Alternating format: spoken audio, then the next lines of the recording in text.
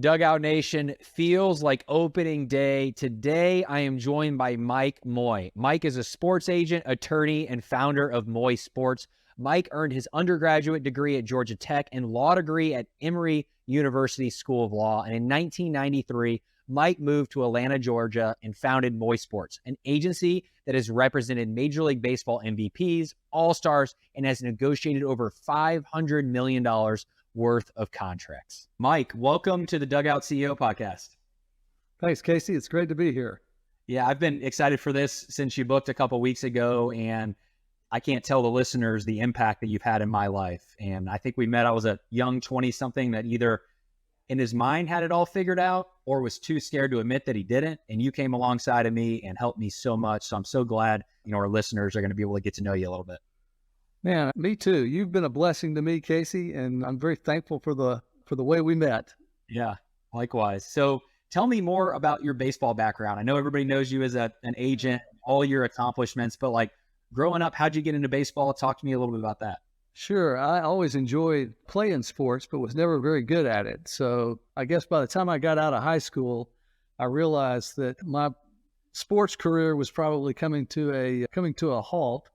But I got interested in what was at the time a very burgeoning, new industry, kind of like the Wild Wild West, called sports agency. And back then we didn't have the internet. We had, the newspaper, and I'd pick up the Atlanta Journal-Constitution, pull out the sports page, give my dad the rest of it, and then I would read the sports page from cover to cover.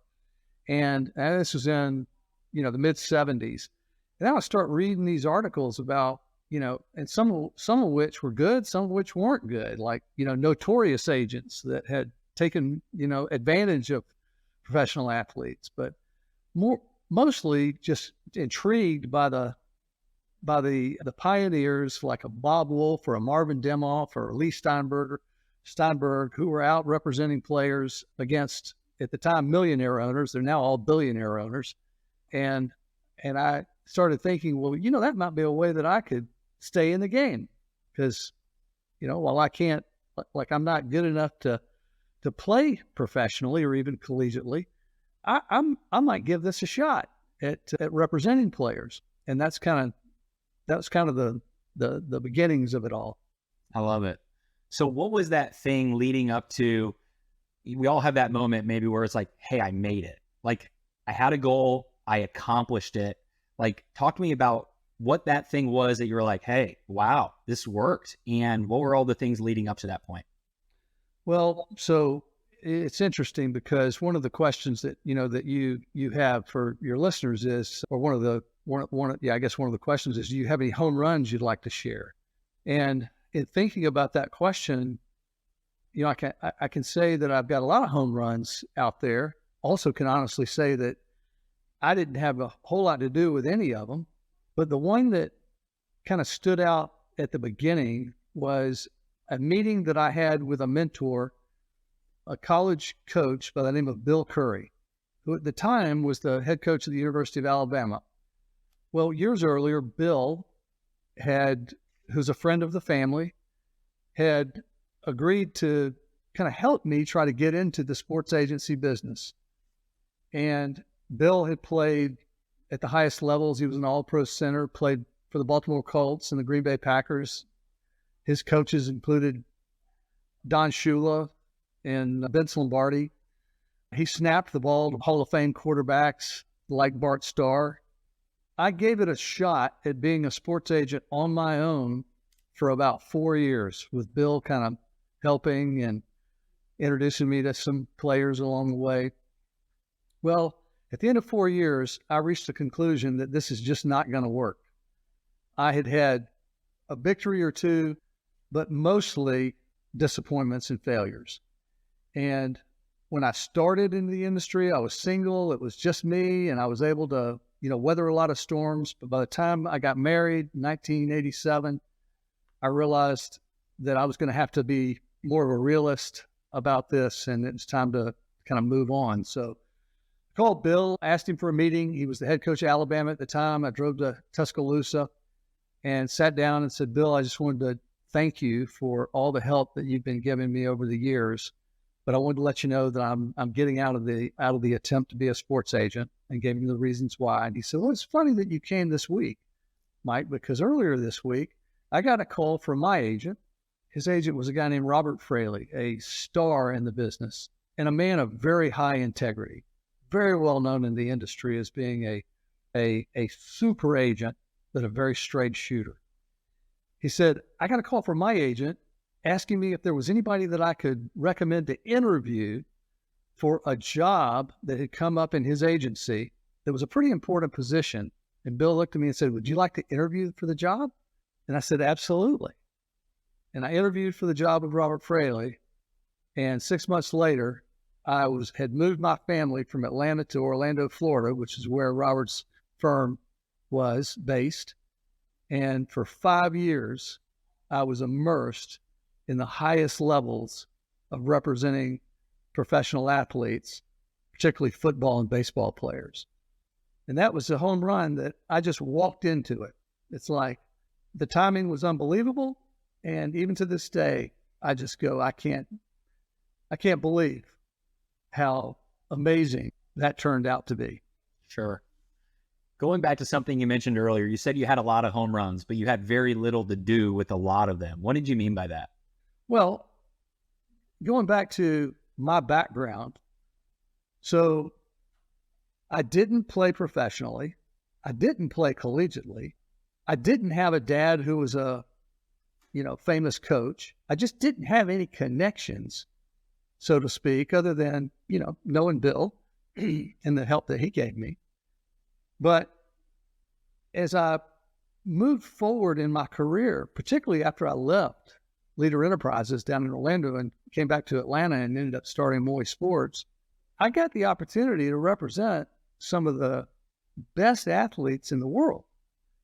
And I look back on it and I just don't believe that it was, I did work hard and I did prepare, but I think there was something else there.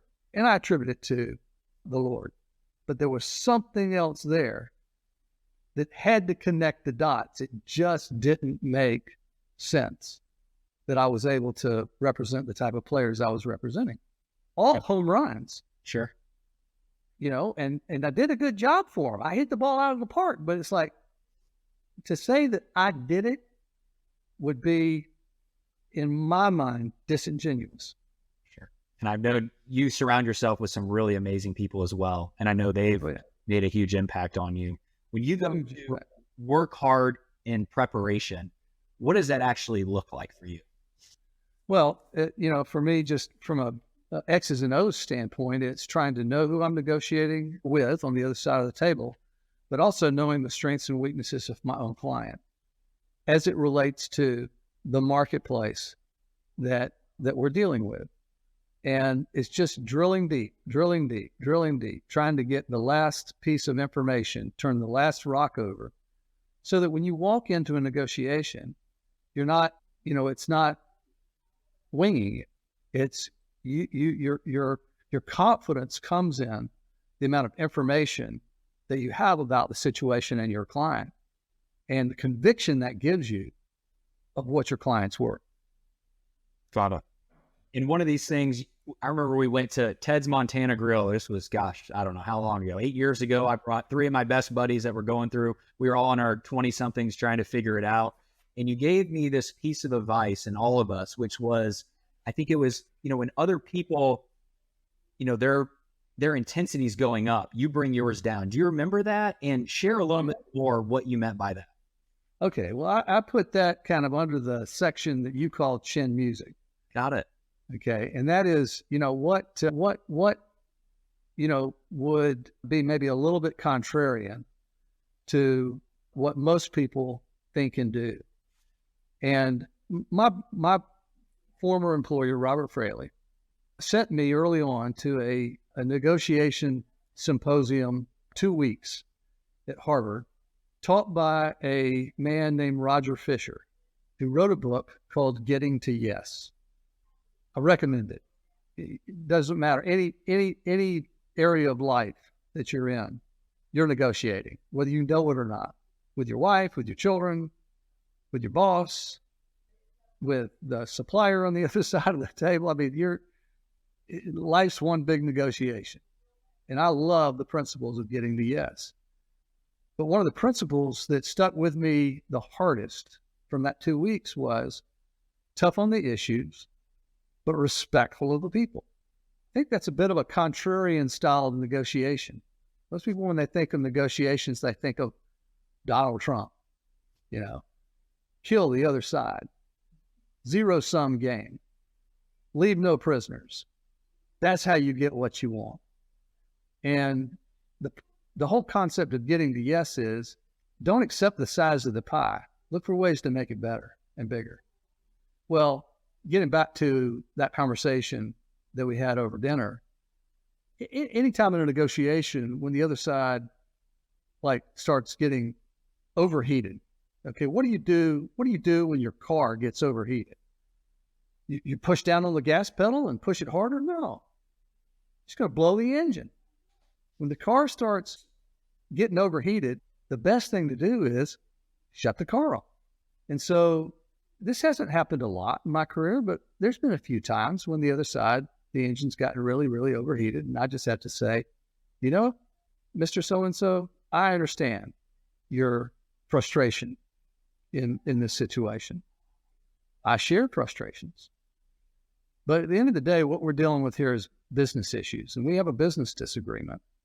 And, we're charged with solving it.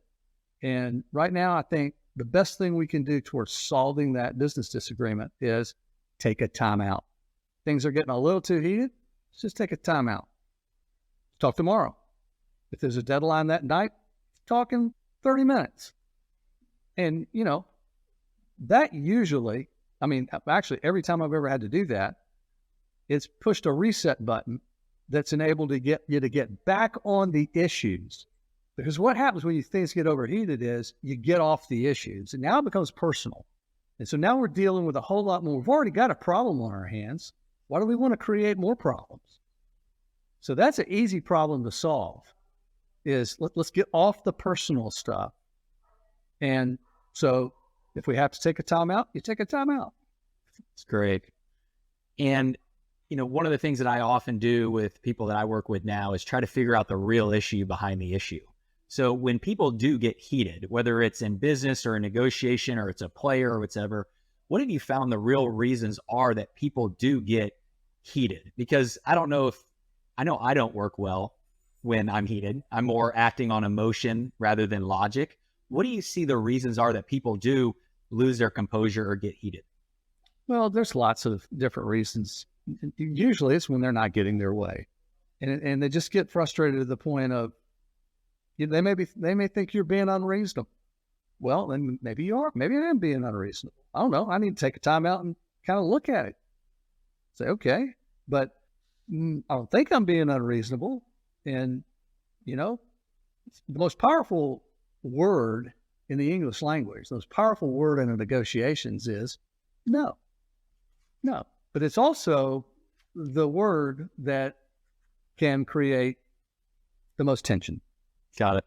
I love that. Well, thanks, Mike. And I think getting in your head, and I definitely want to link the show notes to, what is it? Getting to yes? Getting to yes. Definitely. Roger Fisher. Got it. We're definitely going to link that in the show notes. Now, let's talk about some of the players that you've managed. Yes, getting them the contracts, getting them, all the things that they need to be successful. Great. But I think a big part of what you do is just helping, your clients on the field, but also off the field. Everybody listening to this is a leader at some point, whether they're leading their family or leading their business. How did you go about leading the people that you were entrusted with to help them win both on and off the field? Well, that's a good question, because, when you're leading someone, you want to be leading them to a better experience, leading them to being stronger. And sometimes when you're leading someone, in fact, I've had situations before where, clients have actually fired me over refusing to do what they want me to do. But the reason for the refusal was because it wasn't in their best interest to do what they wanted to do. And so you try to lead them towards doing the right thing, just do the right thing. And that can be hard sometimes. But that's probably the major principle there is just is you're leading them towards better. So if I'm hearing this right, at some point in your career, a client asked you to do something, and as a result, you knew in your heart of hearts that wasn't going to help them get where they wanted to go. You said no, and you lost a client or potentially money because of that, correct? That's correct. That's tough. And how do you deal with that? Because people listening to this, they might have decision one, decision two, decision one, lose money, lose a client, decision two, do the right thing. How do you balance that? Well, the balance is in my life is do the right thing, and keep a strong eye on the human pull towards justification for self and for self. What's the word I'm looking for? Gratification. Gratification. Yes, for self gratification. And money's your chief thing, and that's so easy to justify or to fudge or to But look, at the end of the day, if you don't make money your God and you're serving people for the right reasons, money will come. And even if it doesn't, that's okay. Life's short. You got to wake up every morning, look at yourself in the mirror. If money's the main thing, then you're going to wake up one day and you're going to have no friends. You may have a lot of money, but you're going to have a lot of heartache. So, yes, I've walked away from situations where it probably cost me $1 or $2, but that's okay. Yeah. Got it. You do the right thing. Got it. Well, let's get into some baseball stuff. You have so many great baseball stories. You got the Hank Aaron home run story. You got the All-Star game, home run derby in Yankee Stadium. You got players that are playing against each other in the World Series. Is there a fun story or baseball experience that you'd like to share with our listeners that you think they get a kick out of? Well, I do want to tell the listeners about one of your questions was, who was your baseball hero growing up? Please. And my hero growing up was Hank Aaron. As I grew up in Atlanta during the era when Hank was about to break Babe Ruth's 714 long-held home run record. And it was about the only excitement we had because the Braves weren't a very good team. But Hank was, the best player in the league and one of the best players of all times. And so I'm trying to remember the year. This might have been 1973. It was apparent that he was going to break the record, and maybe even in that season. Unfortunately, there were a very, very much a minority, but there was a loud minority of knuckleheads who didn't want Hank Aaron to break the record because he was African American and they were redneck. That really got under my skin as a 14-year-old. Like, how can you, what are you thinking? Like, this is ridiculous. And so I called the Braves. That's 14 years old. I called the Braves front office and I said, I'd like to speak to Hank Aaron. And they said, wait a minute. And I got put on hold and I got his secretary. And so his secretary, I said, I'd like to speak to Hank Aaron because I'd like to tell him, don't listen to these knuckleheads. Like, the city of Atlanta is pulling for him. Those people don't count. They don't matter. They're not us. And we love Hank and we want him to break the record. And so she was like, well, hey, he's busy. I can't put him on the phone. I said, but give me your address. Okay. I gave her my address and 2 weeks later, I got a letter in the mail from Hank Aaron. And the letter said, my secretary told me about your call. I want you to know I really appreciate it. And I hope I can live up to your high expectations. And I saved the letter. I still have it. It's on the old-fashioned Braves Atlanta Fulton County Stadium stationery. Wow. And then you were at the game or saw something cool, right? Oh, my gosh. This is the bad part of the story. The next season, was when he broke the record. Okay. And the next season, early on, my dad got tickets for the family to go. Well, instead of going with them to the game, I went with some buddies on a camping trip. And we had the radio on, and my brother's best friend got my ticket, and Hank hit 7:15 at that game. They all saw it. They all saw it. I heard it on the radio at a camping trip. I could have been there. They don't have that letter. No, they don't. What was it about Hank as you followed his career that you think really made him stand out? Man, you just don't understand. We don't understand. I don't understand what kind of pressure a man like that had to be going through with the racial tension that existed, that had interjected itself in that wonderful, incredible, moment. Mm-hmm. I mean, what an incredible man that he was able to do what he did in spite of that tension. Yeah. And I can imagine, I mean, look how he treated you, somebody he didn't even know.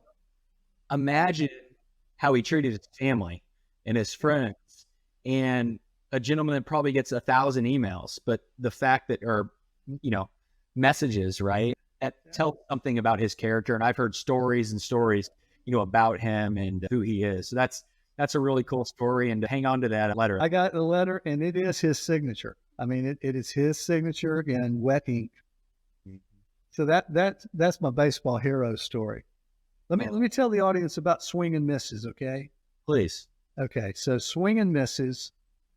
The times that if I could go back and change anything, it would be those times that I got outside of my lane, that I veered off of the plan.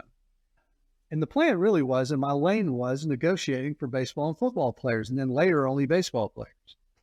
But there was a couple of times, 2 or 3 times, when just for the sake, I don't know, trying to help somebody and just thinking, well, maybe this would be a good thing to try to do, not that I found myself wasting time representing. At one time, this was after I had come back to Atlanta to start my own firm. I found myself representing 2 comedians from Britain named Cannon and Ball. Great guys, Tommy Cannon and Bobby Ball. Awesome. Very popular in Britain, I may add. I took a trip over there and saw them at Blackpool. Didn't really get British humor, but those British sure did. Right. But what was I doing trying to bring them over here to see if the good people of Branson, Missouri might find it funny? That was a big waste of time. That was a swing and a miss. Looking at it, what do you think it was? Why did you do it? I think I probably should have listened to, I probably should have asked, a mutual friend of ours who was one of my advisors, Tim Cash, what do you think about this? But I didn't. I was like, hey, what if Tommy Cannon and Bobby Ball get to be as famous over here?